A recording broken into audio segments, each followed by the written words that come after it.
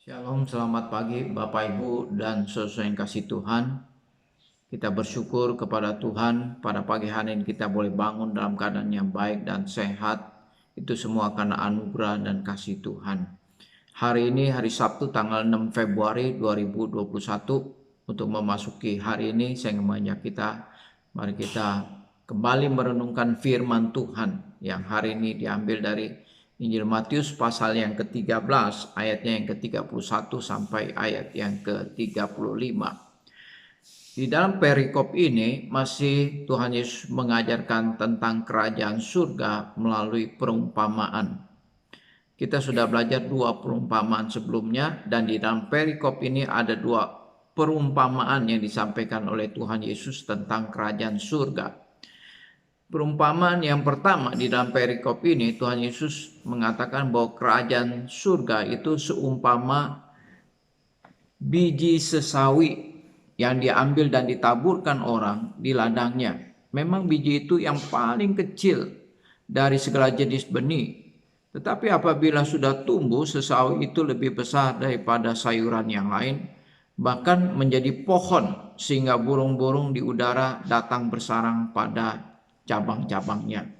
Jadi kerajaan surga di sini diumpamakan seperti biji sesawi. Kemudian yang kedua, masih di dalam perikop ini Tuhan Yesus mengumpamakan kerajaan surga itu seumpama ragi yang diambil seorang perempuan dan diadukkan ke dalam tepung terigu 3 sukat sampai kamir seluruhnya. 2 perumpamaan dalam perikop ini berbicara tentang kerajaan surga. Jadi kerajaan surga itu diumpamakan dengan biji sesawi dan dengan ragi. Nah, Bapak Ibu dan Saudara yang kasih Tuhan, biji sesawi ini adalah satu jenis biji yang paling kecil, besarnya yaitu 1 mm. Kemudian ketika dia ditanam, ya, biji sesawi ini akan menjadi tumbuhan, ya, dia akan menjadi sayuran, dikatakan bahkan dia akan menjadi pohon yang besar, yang tingginya dapat mencapai 3 meter. Bahkan dikatakan di sini dia lebih besar dari semua jenis sayur-sayuran yang lain dan bahkan menjadi pohon. Hal ini berbicara bahwa kerajaan surga itu dimulai seperti benih yang begitu kecil. Ya, kerajaan surga ini dimulai dari Kristus sendiri. Bahwa ketika Kristus datang datang ke dalam dunia, Yesus Kristus mendirikan kerajaan surga. Dimulai dari pribadi Yesus Kristus, dimulai dari satu orang. Kemudian kerajaan surga ini akan terus bertumbuh menjadi besar, terus akan bertumbuh menjadi besar. Dan apa yang dikatakan oleh Tuhan Yesus ini sungguh-sungguh benar adanya, dan demikian terjadi.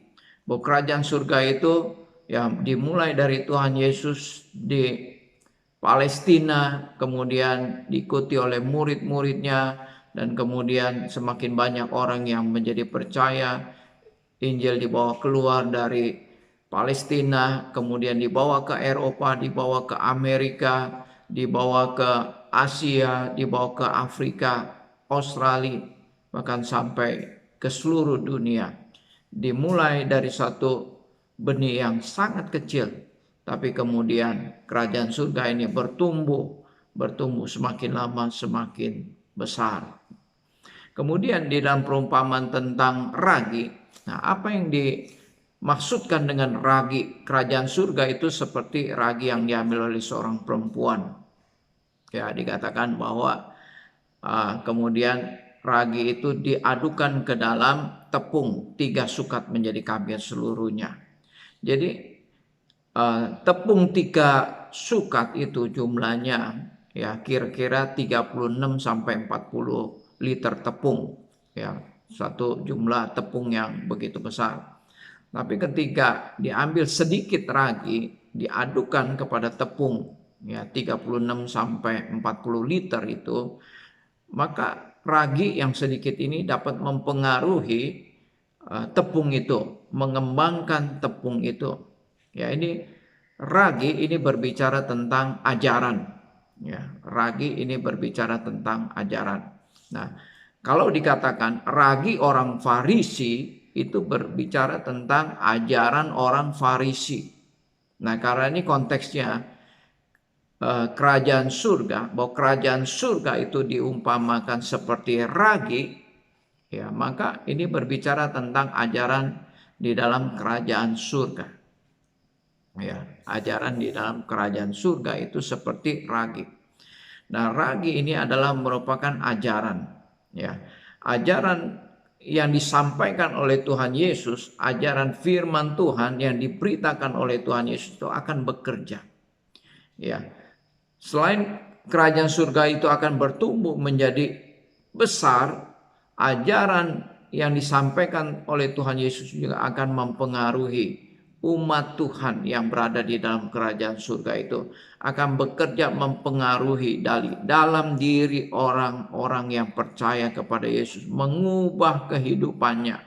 Ya, sama seperti ragi bekerja dari dalam untuk mengembangkan adonan tepung. Demikian juga ajaran firman Tuhan di dalam kerajaan surga itu akan mempengaruhi seluruh umat Tuhan, bekerja dari dalam diri orang yang percaya kepada Yesus, mengubah kehidupannya, sehingga umat Tuhan menjadi warga kerajaan surga yang hidup sesuai dengan ajaran firman Tuhan, hidup sesuai dengan apa yang diajarkan oleh Tuhan Yesus, apa yang diajarkan oleh firman Tuhan.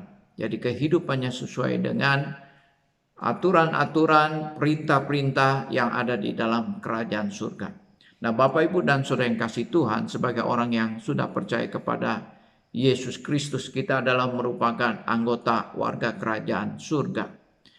Nah, apakah kita juga sudah diubahkan kehidupan kita, dipengaruhi oleh ajaran firman Tuhan, oleh ajaran Tuhan Yesus? Kita bukan hidup menurut pola dunia, ajaran-ajaran dunia, tetapi kita hidup sesuai dengan aturan-aturan, sesuai dengan ajaran-ajaran firman Tuhan di dalam kehidupan kita. Ini menjadi suatu pertanyaan yang sangat penting yang harus kita jawab secara pribadi di dalam kehidupan kita. Biar firman Tuhan boleh terus mempengaruhi kita, mengubah kehidupan kita dari hari ke hari. Kiranya Tuhan memberkati kita. Mari kita berdoa.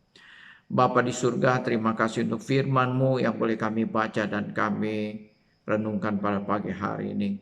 Kami sudah melihat apa yang dikatakan oleh Tuhan Yesus, bahwa kerajaan surga yang dimulai dari satu benih yang kecil, kemudian bertumbuh menjadi sayuran yang besar, bahkan menjadi pohon. Demikian juga kerajaan surga di tengah-tengah dunia ini dimulai oleh Tuhan Yesus dan juga bertumbuh dan juga sampai ke seluruh dunia. Dan ajarannya mempengaruhi setiap umat Tuhan yang percaya kepada Tuhan. Tuhan, tolonglah kami sebagai warga kerajaan surga, kami boleh hidup dan dipengaruhi oleh firman Tuhan di dalam kehidupan kami. Tuhan, pimpinlah hidup kami sepanjang hari ini, baik di dalam segala kesibukan pelayanan, bahkan di dalam kesibukan jemaat, usaha pekerjaan yang mereka lakukan. Tuhan memberkati dalam kehidupan rumah tangga dan keluarga kami. Khususnya Tuhan, jaga dan lindungi kami, tutup bungkus kami dengan kuasa darah-Mu, jauhkan daripada segala sakit penyakit, jauhkan daripada segala virus corona, karena kami menyadari kami sangat lemah, kami penuh dengan keterbatasan, kami tidak bisa menjaga diri kami sendiri, kami sangat riskan Tuhan. Oleh karena itu kami membutuhkan pertolongan Tuhan setiap waktu, setiap hari di dalam kehidupan kami. Terima kasih Bapa di surga, dalam nama Tuhan Yesus kami berdoa. Amin.